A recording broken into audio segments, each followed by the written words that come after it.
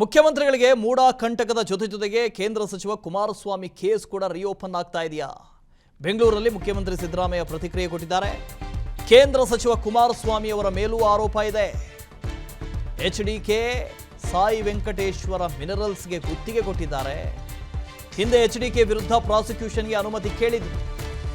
2023 November 23ರಂದು ಪ್ರಾಸಿಕ್ಯೂಷನ್ಗೆ ಅನುಮತಿ ಕೇಳಿದ್ರು. ಲೋಕಾಯುಕ್ತ ಪೊಲೀಸರು ರಾಜ್ಯಪಾಲರಿಗೆ ಅವಕಾಶ ಕೇಳಿದರು. ಬೆಂಗಳೂರಲ್ಲಿ ಮುಖ್ಯಮಂತ್ರಿ ಸಿದ್ದರಾಮಯ್ಯ ಹೇಳಿಕೆ ಕೊಟ್ಟಿದ್ದಾರೆ.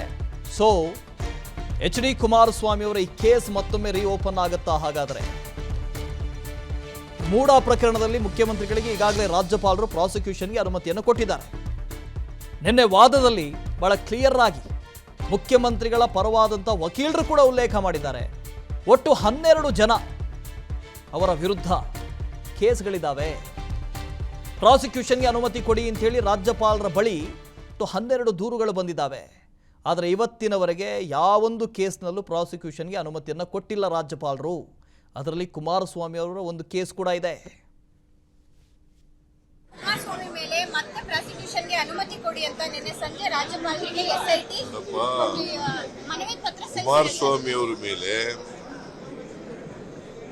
ಶ್ರೀ ಸಾಯಿ ವೆಂಕಟೇಶ್ವರ ಮಿನರಲ್ಸ್ ನಲ್ಲಿ 23/11/2023 ಲೋಕಾಯುಕ್ತವರು ಪರ್ಮಿಷನ್ ಕೊಡಿ ಅಂತ ರಾಜ್ಯಪಾಲರಿಗೆ ಕೇಳಿದ್ದಾರೆ ಪ್ರಾಸಿಕ್ಯೂಟ್ ಮಾಡಲಿಕ್ಕೆ. ಆದರೆ ಇವತ್ತು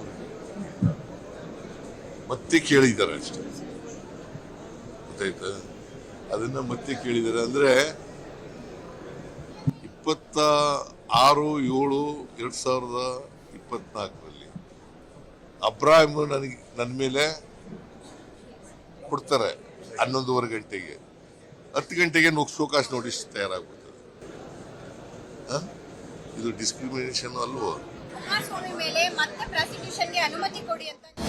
ಅನುಕ್ಷಣದ ಸುದ್ದಿಗಳಿಗಾಗಿ ವಿಸ್ತಾರ ನ್ಯೂಸ್ ಯೂಟ್ಯೂಬ್ ಚಾನೆಲ್ ಸಬ್ಸ್ಕ್ರೈಬ್ ಮಾಡಿ. ಹೊಸ ಸುದ್ದಿಗಳ ನೋಟಿಫಿಕೇಶನ್ಗಾಗಿ ಬೆಲ್ ಐಕಾನ್ ಕ್ಲಿಕ್ ಮಾಡಿ.